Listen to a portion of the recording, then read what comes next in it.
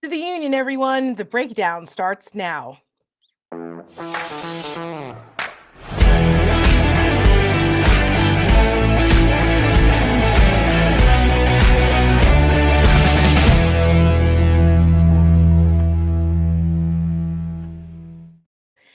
Good evening and welcome to the Lincoln Project. I'm Tara Setmayer. The Rick Wilson is a little under the weather tonight, so we all send prayers and well wishes to Rick to get better so he can come back and get in the fight with us and fight for freedom and have fun. So it is just you and I for the pre-State of the Union show, the breakdown tonight, which is just fine. And then we're going to do a post-State of the Union analysis, and Reed Galen, co-founder of Lincoln Project, will be joining me for that. And that will happen a few minutes after the president is finished with his State of the Union speech. No one cares about the Republican rebuttal. It doesn't matter. And so we're going to analyze Joe Biden's speech and how he did a few minutes after he's done. Give us about 5 or 10 minutes. So if you want to come back and see what our hot takes are, you're welcome to come back after the speech. So before I get into the State of the Union, and for me, as a creature of Capitol Hill, I spent many years up there. I used to love the State of the Union. I would look forward to it. It was always cool. The Capitol's locked down and everybody's buzzing around. There were cool parties and receptions before the State of the Union. So I still enjoy kind of the pomp and circumstance of that. So I'll talk about a little bit of that in a minute. But before I get into all of that, I think we have to address the fact that we have been saying since Donald Trump declared that he would be running for president again, that he would in fact be the Republican nominee. And here we are. Nikki Haley drops out of the race Wednesday after Super Tuesday, where Donald Trump swept her in almost everywhere except for Vermont, where she won a couple delegates there. Yay, Vermont. But we all knew that it was an inevitability that Nikki Haley would not stay in this race, and she had no path to becoming the nominee. So it was just a matter of time. Rick always said it would be sometime middle of March, and he's correct. Donald Trump is only a couple hundred delegates away from officially clinching the nomination, but for all intents and purposes, he's the guy. And we've been critical a bit of the Biden campaign for not treating this as a general election a little sooner, because I think the American people were in denial that it would be Biden and Trump again. And I think that's contributed somewhat to some of the polling where the media has been obsessed with about voters saying that Biden's too old. They don't want Biden and Trump again. They're dissatisfied with their options, blah, blah, blah, blah, blah. I get it. But we've been trying to say for months that I understand, but this is the reality. It's going to be Donald Trump and Joe Biden. And it's a binary choice. We cannot wish away what those choices are. We have to face the reality. And here we are. And now I think that it's pretty much official that it's the binary race between those two. This is a unique opportunity for the Biden administration and their campaign to really start going after Donald Trump and making the contrast. We've said that they should have been doing this starting last summer.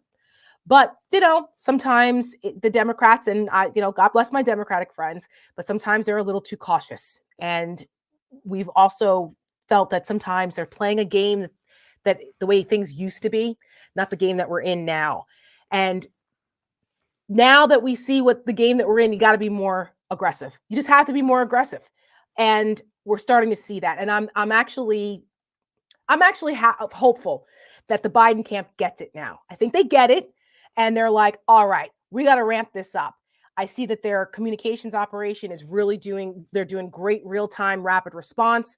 They're clipping various people talking and even Fox News clips where there's been some criticism of Trump over there on Fox News, because to Nikki Haley's credit, she has drawn a significant amount, not an insignificant amount, of Republicans to her side during the primaries. Not enough to win, but enough for the Trump campaign to be a little nervous because he doesn't have a consolidated Republican Party. As much as they want you to believe that, and as much as Republican leadership is falling in line, as we predicted, it's not quite unified when it comes to the voters. And so the fact that she's pulled between 25 and 35%, 40 in some places, away from Donald Trump shows that there is a weakness there. And I hope that the media starts to cover that more. And the day after Super Tuesday this week, President Biden did a really smart thing. He put out a statement, and actually, I can't remember if it was Tuesday night or Wednesday morning because I was up in New York. It was a whirlwind. I was doing analysis for NBC News Now and MSNBC. So all the days are blending in, but it was either Tuesday night or Wednesday morning. The president put out a statement welcoming in Haley voters, saying that there's room for everybody over here. I'm president for everyone. You're welcome here, which was a stark contrast to what Donald Trump has been saying for months. You guys may remember that Trump tweeted out or truth socialed out, whatever the hell it's called, a couple months ago saying that if anybody gave money to Haley, that they're like excommunicated from the party. They don't want them. Oh, okay. Yeah, there it is. He said they're banned from the MAGA camp. Really? I've been in politics for 30 years, and the way you win is by expanding your voting base, not contracting it. So good luck with that strategy, Donald Trump. I'm sure his campaign consultants who know better, we're cringing because they know. It's just the same way that he went on and on about mail-in ballots, telling people, oh no, it's fraudulent. And what Republican operatives know, you need people to mail in their ballots and do absentee ballots. It's a whole part of campaign get out the vote operations in many states. So that hurt him. So he keeps doing things that actually hurt him getting more voters. He's not expanding his universe of voters. So the Biden camp is seizing on this. They understand that, and they know that people who occupy the Haley universe, those voters are looking for somewhere to go. How many of them will fall in line and go home to the Republican Party versus how many say, we've had it. We cannot tolerate another 4 years of Donald Trump. We'll hold our nose and vote for Joe Biden. That's going to be the ball game, people. This is where the election will be won or lost. So that brings me to the State of the Union tonight. Why are the stakes so high? Well, effectively, President Biden is running behind. He's losing across the board in polling right now. Now, before everybody freaks out, polls are just a snapshot in time. And so this is how people are feeling right this minute. But there's still time to shape that narrative and influence people to have a difference of opinion because they really haven't started telling the story. And I saw some clues of that this week. Now, I've not been a big fan of Jamie Harrison's leadership over at the DNC.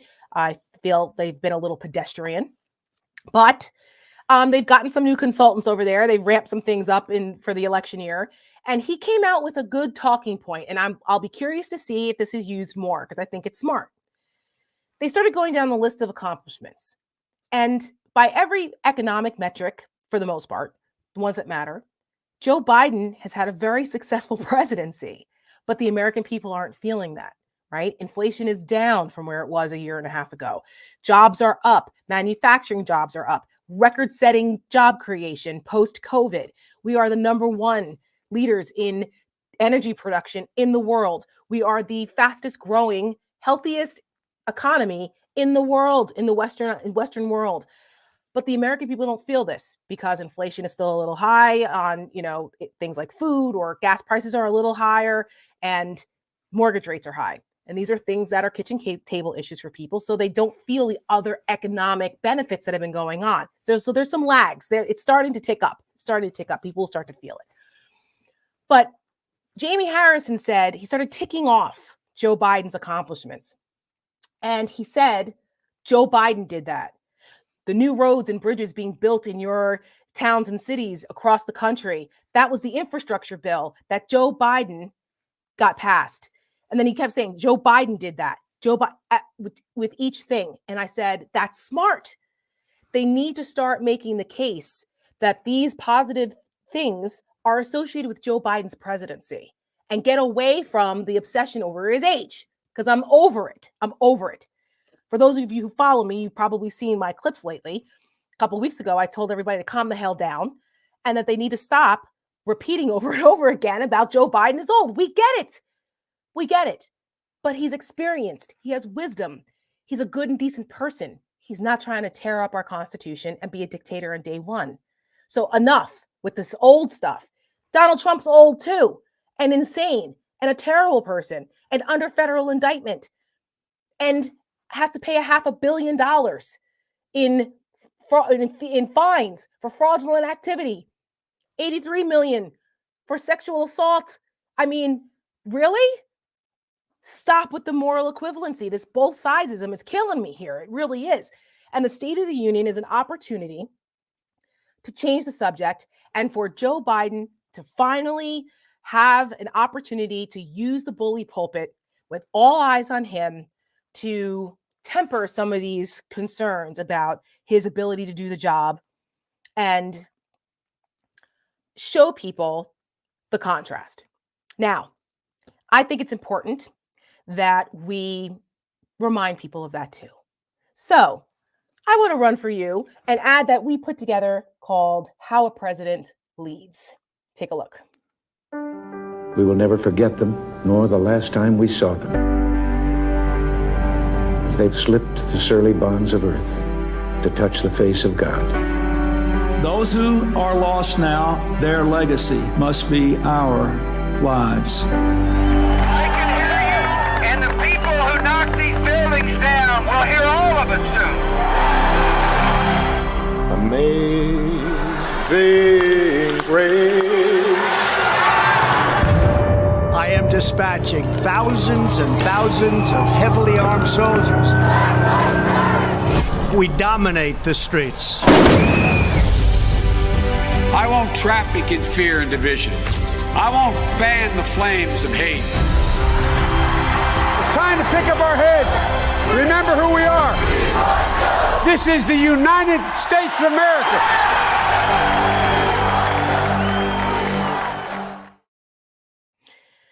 Leadership matters. Character matters. And I think as a country, we have not been forced to reconcile with the significance of that. We live in such a, our world, we're so distracted by other things and entertainment value and we have short attention spans. But this election really is about what type of America do you want to leave your children? What does the future look like? And I don't know that the American people are on board with this illiberal, fascist, angry, American carnage, retribution, let's round people up in camps and deport them type of language and approach that Donald Trump is telling us he will do. That's not leadership. Earlier this week, Elise Stefanik, our favorite person, our producer Michelle, her family is from her district and can't stand Elise. And I'm with you on that, Michelle. And Elise Stefanik actually got up there at a congressional press conference on Tuesday and yesterday and asked people, are you better off than you were 4 years ago? Right. Which is a famous line used years ago. And it's a metric that people like to use in politics. Right. And they're trying to lie to the American people that somehow the country was better off 4 years ago under Donald Trump.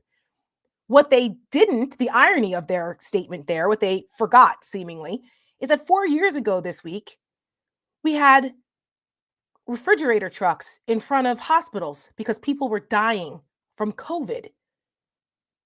We had a major disaster on our hands, and the president of the United States at the time, Donald Trump, was down at the Center for Disease Control telling people all kinds of nonsense about what to do.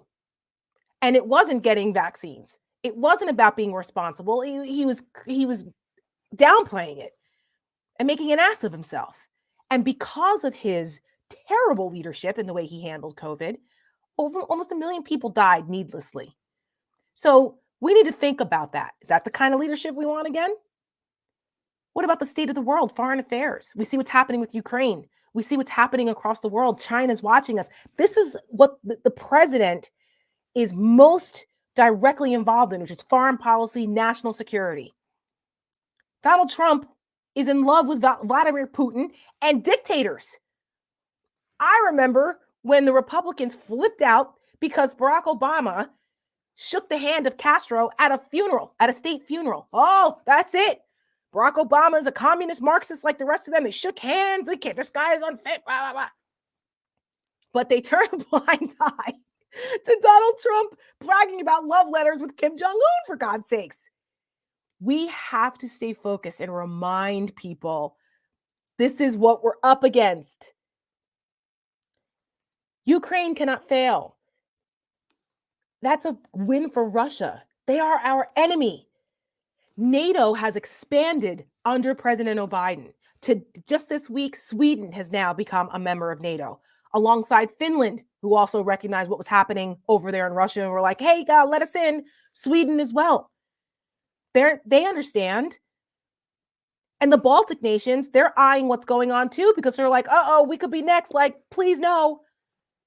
This is happening under President Biden's leadership. If it were up to Donald Trump, we would leave NATO. He's told us. He told us a couple weeks ago. We played the clip. He said he would tell Russia they could do whatever the hell they want. Really? These things matter. They matter. It impacts our country. And I think people need to understand, again, a reminder, this is what an American leader does. Let's roll it.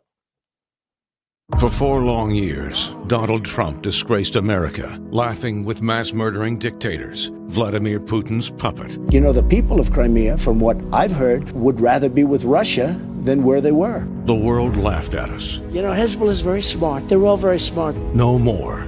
The people of this nation have spoken. At this hour, my friends, democracy has prevailed. Today, America once again leads the free world. A respected leader, steady, determined, who knows America is great because America is good. We stand with Israel. Today, tomorrow, as we always have. Under President Biden, our friends are stronger, our enemies weaker. This is not about party or politics. It's about the security of the United States of America. A strong economy at home, a respected America abroad. President Joe Biden, an American president.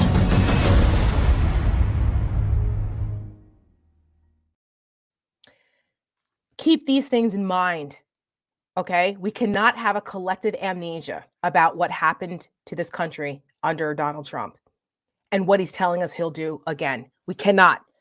There was an op-ed recently about this very issue because I think that we have short attention spans and people forget. They've normalized Donald Trump and his crazy, and the media hasn't really been covering a lot of the crazy stuff that he said. The New Republic had a story out this week that said there was a study that showed only 4% of the people surveyed were aware of Donald Trump's dictator comments. This whole joke about being a dictator on day one. 4%. That's not okay. Why? Well, that's because the mainstream media hasn't covered it. Yeah, they say it in passing, like whatever. But they're not doing surveys after survey after survey like the way they are fixated on Biden's age. They're not fixated on Trump's age or on Trump's gaffes. And the interesting thing about this is that Trump always projects, right? They actually put out an ad, Trump campaign today that's playing for 24 hours, questioning Joe Biden's mental acuity and fitness for office. Okay, well, hold our beer, because we recently did something called the 101 Seconds of Trump's Weekend. This was just a week and a half ago. In 3 days, this is Donald Trump. Take a look. Hi, what's up? They're destroying our country, and I just wish we could do it quicker. I'd much rather see Biden as president.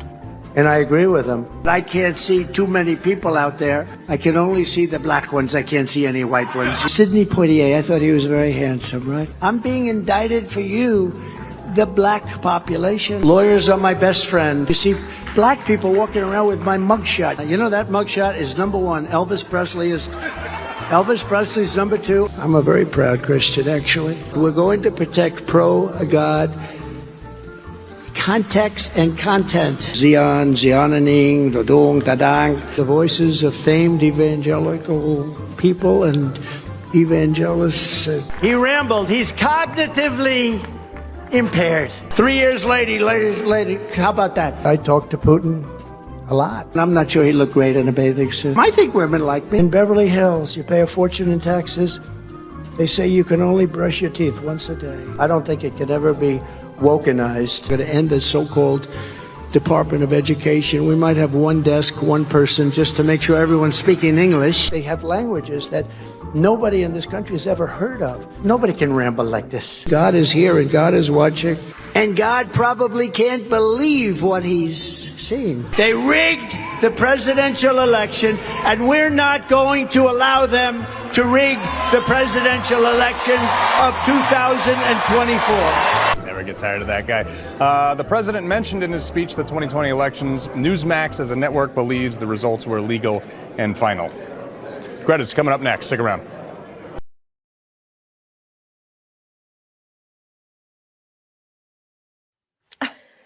Okay, that was just a week and a half ago. There's more. Others put out responses with clips of him over the weekend slurring his words. Morning Joe today. Joe Scarborough kept repeating over and over again a video of Trump unable to pronounce a word like 3 times, and it was hysterical. But sad but true. Like, let's fixate on that, okay? The guy's nuts. Joe Biden had a speech impediment, a lifelong speech impediment. Okay, he's overcome it. So does he slur his words every once in a while or stutter on something? Yes, but not because he's not cognitively there. For goodness sakes, listen to what Biden is saying compared to Trump. Outrageous. And don't even get me started about how racist some of those things were, the bigotry. Oh, Black people like me now more because I've been indicted because, you people are all criminals. You get it? What? I can't. That's for another show. But that brings me back to the State of the Union.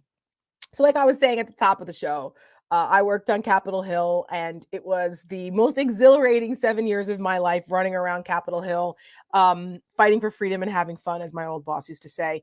And State of the Union was always such a great time. And we used to go to this oyster reception every year. I forgot the name of the organization, but man, they used to have this really great oyster stew and like baked oysters and fresh shucked oysters, and a bunch of members of Congress would go and eat and drink a little bit beforehand. And I would always, tell my boss, like, you can only have one, because if I catch you falling asleep during the State of the Union on C-SPAN, I'm going to quit.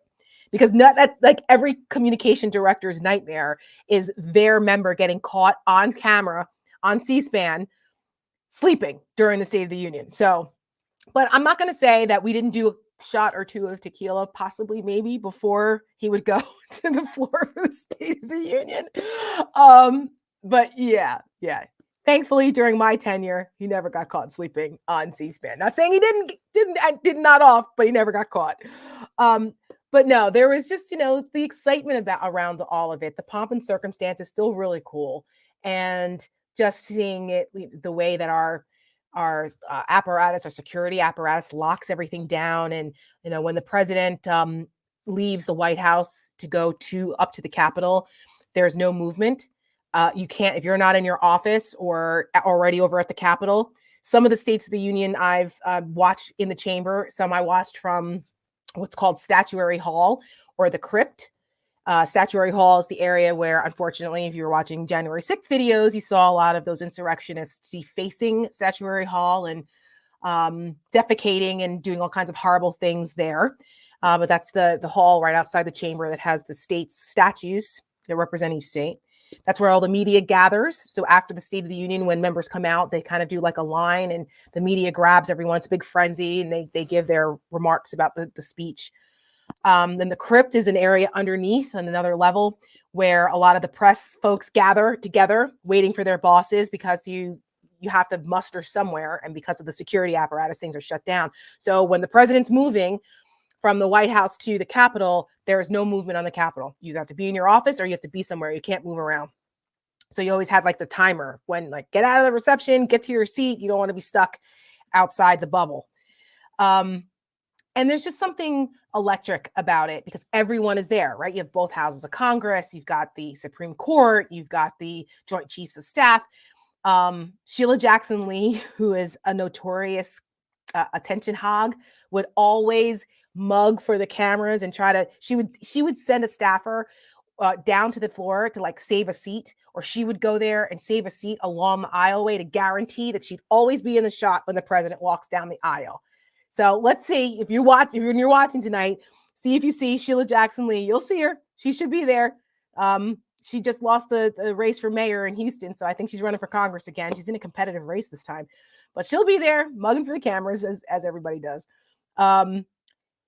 But the substance, a lot of times it's different in the past, right? It's the laundry list of accomplishments and then what we plan to do. And there's a lot of billions of dollars spent here, and we spend 100 million, hundreds of millions here, and the deficit percentage, blah, blah, blah. And a lot of people kind of fall asleep on that. It's important. The president needs to lay out his agenda. But I think the expectations for this State of the Union are particularly high for Joe Biden because of the narrative around his ability to do the job, and so many Americans questioning that. This time around, I think the optics of the speech, how he delivers it, is probably more important than what he actually says, unfortunately. But that's the world we live in. Usually the White House tamps down expectations, but this time they've kind of really gone above and beyond to say, oh, it's going to be an energetic speech. And okay, I hope so. There's a lot riding on it. There's a lot. Biden could give the theory of relativity and the cure to cancer in this speech, but if he delivers it terribly or fumbles, no one will care. It'll just be focused on that. Because a lot of times the State of the Union is really about moments. Nobody remembers the billions of trillions of dollars of this program, that program. Most people don't remember that. They remember moments. Like last year, we had moments about his discussion about democracy in Ukraine. And then maybe 25 minutes into the speech, it picked up a little bit, and he started talking because the Republicans heckled him, and he shot right back at them. Sharp as a wit, sharp as a tack. And that was what people focused on. And they said, yeah, now that's the Joe Biden we know and love. Will the Republicans heckle him again? I don't know. I kind of almost hope so, because that Joe Biden, people like to see that fighter. They'd like to see that because it shows that he's still got it. They don't want to mess with him. That age and wisdom allows him to handle them like that. So we'll see if they do. Who's in the presidential box? That's usually the first lady's box. That's usually something else that people fixate on because they always tell stories and they refer to average Americans or people who've done extraordinary things and story tell about that. And it gives them an opportunity to point them out. And I found it very interesting when I saw the list of who's going to be in the first lady's box, that two of those guests have to do with reproductive rights for women. As we all know, there's been an attack on women's rights and women's reproductive rights since the overturning of Roe v. Wade.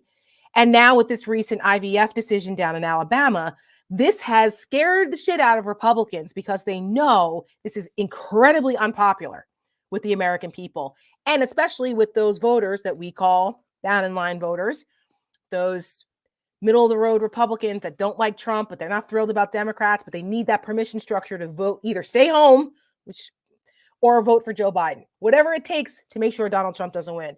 Those folks don't like this either.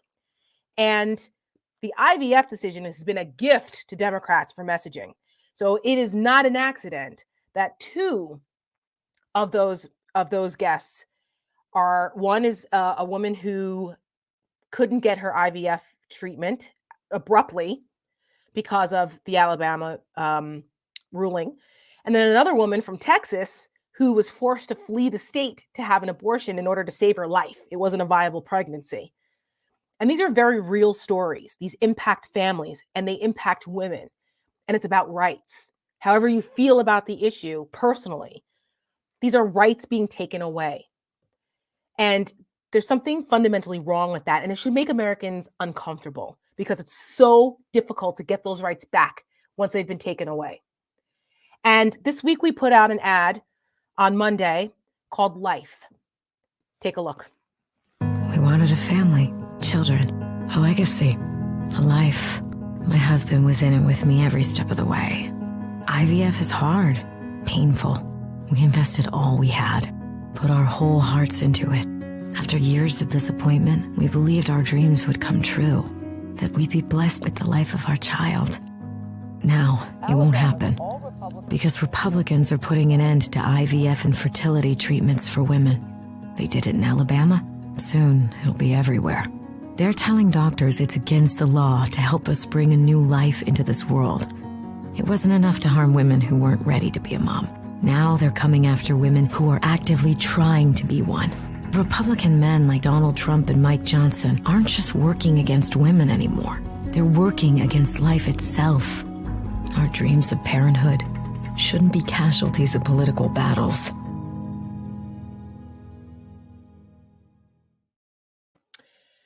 This is a very real issue for millions of families across this country. And the fact that these extremists on the right are yet again targeting rights of women, it's a wake-up call. It really needs to be a wake-up call to the American people. Dobbs was a wake-up call. We saw what happened in 2022. And we need to show them again that this, you can't just go taking rights away from women. And it's the crazy part about this is it's that, okay, fine, they're against abortion because they say it's killing babies and blah, blah, blah. Okay, but then now they're against IVF where it's creating a family. You people can't have it both ways. Pick. But it's not about that. It's actually just about controlling women. And we're telling women, where their place is. You don't believe me? Listen to some of the things that they say. But I think that this is going to be, it hasn't been the top issue yet. The top issues have been the economy, of course, it always will be. And then immigration and border security, which there's a fair amount of criticism to be had there. But the issue of rights and democracy, abortion, they're right there because this is impacting people every day also, especially when you're talking about the lives of women and what they have to go through and that it's unsafe to be a woman and get pregnant in some of these red states. That to me is insane in 2024. Insane. But here we are. But we have the power to stop this depending on the type of leaders you elect. And I think the American people need to be reminded of this. Elections have consequences. These judges get appointed by people who are elected. Some of these judges get elected directly. Who the president of the United States is determines who gets nominated for the Supreme Court. Control of the Senate determines who gets approved. It all matters. It all matters. And it matters now more than ever. And if these examples aren't enough to shake you, I don't know what are. I really don't. There's so much there. Don't tune it out. You can't tune it out. I know it's only March. Believe me, I'm exhausted already because it's just every week. But it's real. We have to stay vigilant. Democracy does not defend itself, as I always say. If you don't remember anything else, remember that. So to wrap up a little bit, State of the Union tonight, things to look for. Look for how Biden delivers the speech, the optics. How does he look? How does he act? How does he handle it? I think that's going to be really, really important. Listen to the top priorities. What is he going to address? We've gotten some excerpts from the speech. I suggest folks look at them. And that gives you an idea of what issues they think are important. The fact that he doesn't bring up Trump by name, I think is interesting too, but he will bring up MAGA, I'm sure, and make that contrast. How will Republicans react? Are they going to act like jackasses like they have in the past and break decorum and heckle? I hope they do, because the more they act like that, the more that Joe Biden looks like this elder statesman and the adult, and he's presidenting, not like these guys who are acting like, bullies and, schoolyard bullies and idiots. So look for that. Also, I believe in his box, he has the widow of Russian dissident Alexei Navalny, who was murdered recently in prison, who Donald Trump continues to compare himself to, which is just a disgrace. But listen to the human interest stories. See how Biden talks directly to the American people. That is important. His appeal to the American people, because this will be really the shot across the bow to start off the official longest general election in our history. It starts tonight, people. So on that note, I'm going to run a little video from last year and take a look at that and remember how it was last year. Take a look, see what you think. And we will reconvene after the State of the Union with our thoughts about how we did, what we thought was good, what was bad, and all of that stuff, all of the things. And Reed Galen will be with me to talk about that. So take care. Happy State of the Union. We will see you guys in a couple hours. And here's a reminder of last year's State of the Union. We'll see you at 10:15. Some of my Republican friends want to take the economy hostage. I get it. unless I agree to their economic plans. All of you at home should know what those plans are.